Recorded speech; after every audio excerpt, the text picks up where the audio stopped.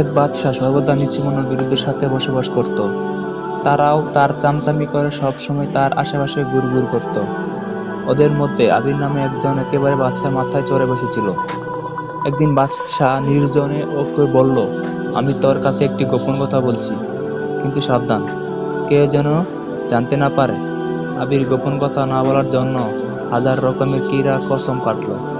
বাদশাহ খুশি হয়ে বলল, আমার ভাই আমাকে হত্যা করবে বলে আমার সন্দেহ হচ্ছে।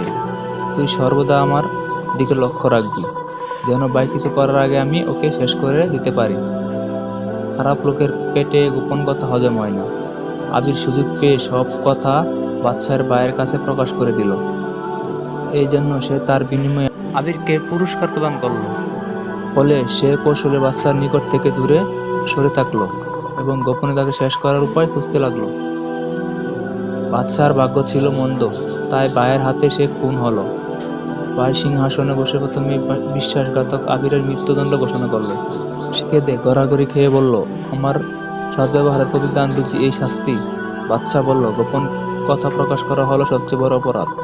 আমার ভাই তোকে এত বিশ্বাস করত, তার কথাই যখন তুই হজম করতে পারলি না, তখন আমি কোন বিশ্বাসে তোকে জীবিত রাখতে পারি? অবশেষে বাদশার আদেশে তাকে ফাঁসি দেওয়া হলো। শিক্ষা: কারো গোপন কথা প্রকাশ করা চরম অন্যায়, এর পরিণাম ভয়াবহ।